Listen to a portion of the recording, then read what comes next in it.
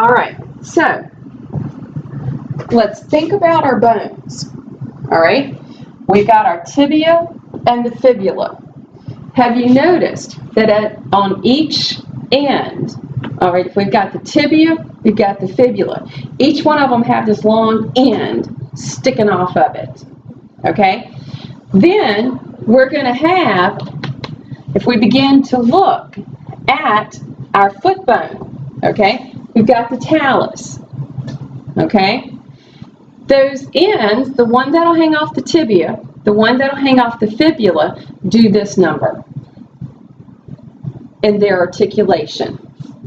Now, that structure is a great setup, because if I've got this end hanging over, this end hanging over, sitting right on top of the talus, that's a good structure right there that's present, okay? Now, my calcaneus, huge tendon that's present. Calcaneal tendon, Achilles heel, cut that, you ain't never walking right again, okay? Just say it. Now, notice other stuff that's present. Look at the tendons that are present. Look at all of these tendons and these ligaments, because you got two great big old bones. You got some of our little tarsal bones. You got this tibia. You got this fibula. Look at how many tendons and ligaments are present. A lot of stability that's present. Capable of bearing the weight. And then when we look across the bottom of the foot, we're going to find ligaments that run this direction, and we're going to find ligaments that run that direction, all right? In addition to everything else that's present up here. So this structure creates the arches of our feet. So therefore, we're going to have the arch this way and an arch this way. And that structure is what gives us the ability to be bipedal. Ever did a strain or a sprain to your ankle? You probably have. But the thing about it is, because there's so many of these tendons and ligaments, unless it was a major strain or sprain, you just kept on going and it heals. All right. In the ankle area, strains and sprains are the most common. Ever been walking and then just simply twisted that, like they're showing in the picture? Chances are you probably did something, okay? But unless it was severe, like a complete severing, you just went on about your business and it heals. Now, there are differences when they tear, and when they tear, that's probably when you're going to need surgery. That's when somebody's going to have to go in and physically prepare those. These are the ligaments of the ankle and the arches that are present, and they are giving us that ability to have, and it's true, you can have stuff like the fallen arches, okay? Arches that are higher or arches that are lower, that exist in feet, okay? Thank goodness they have finally understood that, a lot of the shoemakers, okay? So that's a good thing. Now, what's going to happen to our joints as we get older? Like I said, pretty much everything begins to slow down. We've learned that tissues begin to break down. They don't have as much of the fibers be present and so forth. Our cartilages wear down, which is one of the reasons that I say it's better to stay moving than not. Yes, production of synovial fluid declines, which is, I guess, one of the things that led to the development of that Synvisc shot that I mentioned. But as far as I know, they only use that in the knee. Okay, I don't know if they use it anywhere else. I'd have to do some research on that. Ligaments and tendons, because stuff is breaking down, their flexibility decreases.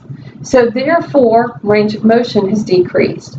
If I were to, I don't know, let's say have knee surgery, and who's like only 18 in here? Okay, Chelsea, can I use you as an example? Yeah. Let's say you and I both had to have the exact same knee surgery. When we go to physical therapy, your range of motion is going to be greater than mine that's going to be expected. So they would allow for that, because it's not supposed to be the same.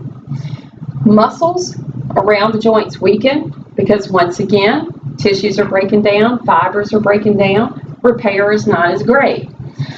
If we definitely decrease our activity, we're going to see less flexibility in those joints, which is going to affect everything else. So even though it becomes harder to continue going to the gym, doing exercise and everything else, as we get older, it's still better for you to go and do it. One of the biggest joint disorders that you're probably familiar with is arthritis. Now, there are differences, okay? Osteoarthritis is simply this everyday wear and tear. It's going to happen. Don't expect it not to, okay? Rheumatoid, and then there are other ones like the psoriatic and stuff like that.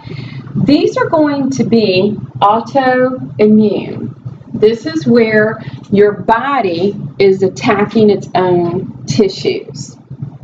So you see the commercials now, like for the different medications that they have for these different types of disorders.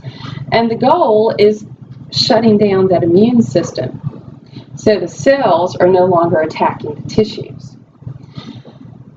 Joint infections, such as Lyme disease, okay? Identify it early enough, though. Treatment is usually mostly successful. There are some other types of joint diseases, infections. Yes.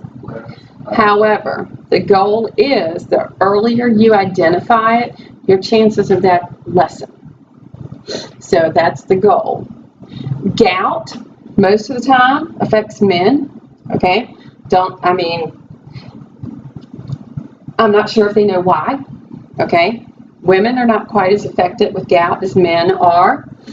Basically, uric acid builds up and gathers in a joint, like maybe the toes or the knee or something like that, and creates a lot of problems. Bunions. Yes, ill-fitting shoes. Now is the time to stop wearing 6-inch heels. Now is the time to stop wearing 3-inch heels. Now is the time to focus on comfortable shoes for your feet. Trust me on this, okay? And they've come a long way in making comfortable shoes look cute. Joint replacement, that's usually the last option. That's what you hope is going to be the last option. Okay, hopefully you don't reach that option. Live long enough, though, I got a feeling something will have to be replaced. But, depending on how well you take care of yourself, your diet, and so forth. Now, this is a person that suffers from rheumatoid arthritis. Rheumatoid, because tissues are being attacked in those joint areas. When the attacks happen, it gets actually replaced by bone, and therefore the joints lock, and they'll lock in whatever place or shape or structure that they want to, and you're never able to move those joints again. And that's the autoimmune, okay, attacking the actual tissues, and then the joint repairs it by replacing it with bone. Can't they go in and just put like a bone in to make it not? My boyfriend has really bad arthritis in his wrist because of an accident, And so his wrist kind of like started to form down. So they went in. And What kind of arthritis? Was it osteo or rheumatoid or psoriatic or? I don't know. It was from an accident, and like the way he like had no movement in it, and eventually it just slowed down because of arthritis. I don't know what kind it was. It was going to be the osteo. So they took bone from like a cadaver and they put it in. So so he doesn't have it anymore. So now like it did like a wrist fusion. So And basically because it was the osteo, you don't have to worry about your own cells attacking the tissue. So that's why they could do it. Yeah, if it had been rheumatoid or psoriatic or one of the others, that means the body's still going to try to attack the tissue, and that's, yeah. But take a break, be back at 12:30.